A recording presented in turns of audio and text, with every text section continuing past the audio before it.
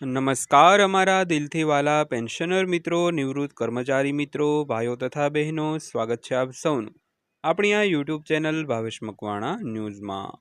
તો પેન્શનર મિત્રો, આજ સાંજના પેન્શન સમાચારની અંદર આપણે વાત કરીશું નિવૃત્તિ પામેલ પેન્શનરોના પેન્શનને લઈને આજરોજ તારીખ 5/6/2026ની સાંજે 8:15 કલાકે આવી છે એક જાણવા જોગ માહિતી। તો પેન્શનર મિત્રો, શું છે આ જાણવા જોગ માહિતી, જેની આજના વિડીયોની અંદર આપણે ચર્ચા કરવાના છીએ। તો આજનો વિડીયો તમે ખાસ કરીને અંત સુધી જોઈ લેજો। અને હજી સુધી જો આપણી આ ચેનલ તમે સબસ્ક્રાઈબ ન કરી હોય તો ડેઈલી આવી જ અપડેટો મેળવવા માટે આપણી આ યુટ્યુબ ચેનલ અત્યારે જ સબસ્ક્રાઈબ કરી લેજો, કારણ કે આપણી આ ચેનલમાં તમને રોજે રોજ આવા જ અગત્યની માહિતીના વિડીયો એકદમ સરળ ભાષામાં જોવા મળવાના છે। તો શરૂ કરીએ આજનો આ વિડીયો। તો સબમિશન પ્રક્રિયા મૂળ 5 માર્ચ 2026ના રોજ શરૂ કરવામાં આવી હતી, જેની અંતિમ તારીખ પહેલા 30 એપ્રિલ નક્કી કરવામાં આવી હતી, જે પછી 31 મે સુધી લંબાવવામાં આવી હતી। વિગતવાર વાત કરીએ તો 8મા પગાર પંચે ફરી એકવાર હિસ્સેદારો માટે તેમના ઇનપુટ્સ સબમિટ કરવાની અંતિમ તારીખ 15 જૂન સુધી લંબાવી છે। તો સબમિશન પ્રક્રિયા મૂળ 5 માર્ચ 2026ના રોજ શરૂ કરવામાં આવી હતી, જેમાં પહેલા 30 એપ્રિલની અંતિમ તારીખ નક્કી કરવામાં આવી હતી, જે 31 મે સુધી લંબાવવામાં આવી હતી અને હવે તેને વધુ લંબાવવામાં આવી છે। તો પરિપત્રમાં શું કહેવામાં આવ્યું છે તેની વાત કરીએ તો તાજેતરના પરિપત્રમાં કમિશને જણાવ્યું હતું કે 8મા કેન્દ્રીય પગાર પંચને મેમોરેન્ડમ સબમિટ કરવાની છેલ્લી તારીખ 15 જૂન 2026 સુધી લંબાવવામાં આવી છે।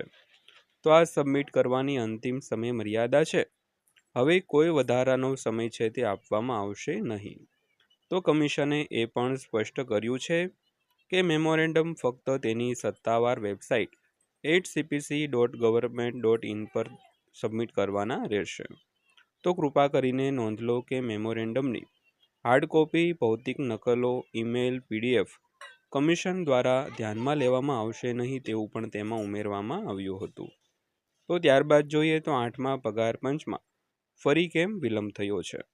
તો કમિશને કર્મચારી સંગઠનો, સ્ટાફ યુનિયનો અને પેન્શનર જૂથોને તેમની માંગણીઓ અને ભલામણો રજૂ કરવા માટે પેનલ તેના અહેવાલને અંતિમ સ્વરૂપ આપતા પહેલા વધારાનો સમય આપીને ત્રીજી વખત સમયમર્યાદા લંબાવી છે। તો અહીં મુખ્ય પાસાઓ છે તેની વાત કરીએ તો સૌથી પહેલાં national council joint consultative machinery એટલે કે NCJCMએ જૂની પેન્શન યોજના એટલે OPSને પુનઃસ્થાપિત કરવા અને લઘુત્તમ મૂળ પગારમાં તીવ્ર વધારો કરવા માટે દબાણ કર્યું હોવાથી 8મા પગાર પંચની ચર્ચા વધુ તીવ્ર બની છે। તો કર્મચારી સંગઠને DA સુધારાને ઉચ્ચ ફિટમેન્ટ ફેક્ટરના પ્રસ્તાવ સાથે પણ જોડ્યા છે। તો આ પ્રસ્તાવ 3833નો છે। તો આ ભલામણ લઘુત્તમ પગાર રૂપિયા 18,000થી વધારીને લગભગ 69,000 રૂપિયા કરી શકે છે। ત્યારબાદ વાત કરીએ તો NCJCMની વિનંતીને પગલે 8મા પગાર પંચે મેમોરેન્ડમ સબમિટ કરવાની અંતિમ તારીખ 30 એપ્રિલથી લંબાવીને 31 મે કરી હતી। તો યુનિયન બોડીએ જણાવ્યું હતું કે કર્મચારી સંસ્થાઓને તેમના પ્રસ્તાવો તૈયાર કરવા માટે વધુ સમયની જરૂર છે। તો કમિશને એ પણ સ્પષ્ટ કર્યું છે કે બધી રજૂઆતો ફક્ત ઓનલાઈન પોર્ટલ દ્વારા જ કરવાની રહેશે। ઈમેલ અથવા તો ભૌતિક નકલોને મેમોરેન્ડમ તરીકે ગણવામાં આવશે નહીં, જેને કારણે પ્રક્રિયામાં પણ વિલંબ થઈ રહ્યો છે। તો કેન્દ્ર સરકારે દેશભરમાં હિતધારકોની બેઠકો દ્વારા 8મા પગાર પંચ માટે પરામર્શ શરૂ કરી દીધો છે। તો દિલ્હી, પુણે અને હૈદરાબાદમાં સત્રો યોજાઈ ચૂક્યા છે, જ્યારે શ્રીનગર અને લદ્દાખ જૂનમાં યોજાવાના છે। તો આગામી બેઠક હવે લખનૌમાં યોજાશે। ત્યારબાદ જોઈએ તો વિલંબ તમારા પગાર અથવા તો એરિયર પર કેવી રીતે અસર કરી શકે છે।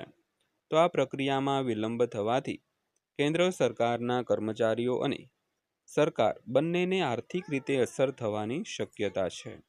તો નોંધપાત્ર રીતે સુધારેલ પગાર માળખું 1 જાન્યુઆરી 2026થી અમલમાં આવવાનું છે, પરિણામે સરકારી કર્મચારીઓ તે તારીખથી બાકી રકમ જમા કરી રહ્યા છે, જે નવા પગાર ધોરણો લાગુ થયા પછી ચૂકવવા પાત્ર થશે.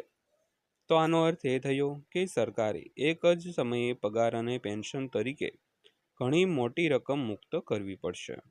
તો કર્મચારી સંગઠનો માટે જો કે તેમને એકસાથે બાકી રકમ મળશે અને વિલંબ તેમના એચઆરએ લાભો છે તે ઘટાડો કરી શકે છે. તો જ્યારે મૂળ પગાર પર બાકી રકમ પાછળથી ચૂકવી શકાય છે, એચઆરએ સામાન્ય રીતે પાછલી અસરથી ચૂકવવામાં આવતો નથી, જેનો અર્થ એ થાય છે કે કર્મચારીઓ વિલંબિત સમયગાળા માટે ઉચ્ચ ભથ્થાથી વંચિત રહી શકે છે. તો ખાસ કરીને જ્યારે પણ પગાર પંચ લાગુ થશે ત્યારે એચઆરએના જે લાભો મળતા હશે તેમાં ઘટાડો થશે, કારણ કે એચઆરએ સામાન્ય રીતે પાછલી અસરથી ચૂકવવામાં આવતો નથી, જેનો અર્થ એ થાય છે કે કર્મચારીઓ અને પેન્શનરો માટે વિલંબિત સમયગાળા માટે ઉચ્ચ ભથ્થાથી વંચિત છે તે રહી શકે છે. તો પેન્શનર મિત્રો, આ હતી આજની માહિતી પસંદ આવી હોય, વિડીયો સારો લાગ્યો હોય તો વિડીયોને એક લાઇક કરજો અને રોજે રોજ આવા જ અપડેટો અને આવા જ સમાચારો જોવા માટે આપણી આ ચેનલ સબસ્ક્રાઈબ કરી લેજો. તો ફરીવાર પાછા મળીશું એક નવા વિડીયો સાથે, નવી માહિતી સાથે. ત્યાં સુધી સૌને જય હિન્દ, વંદે માતરમ.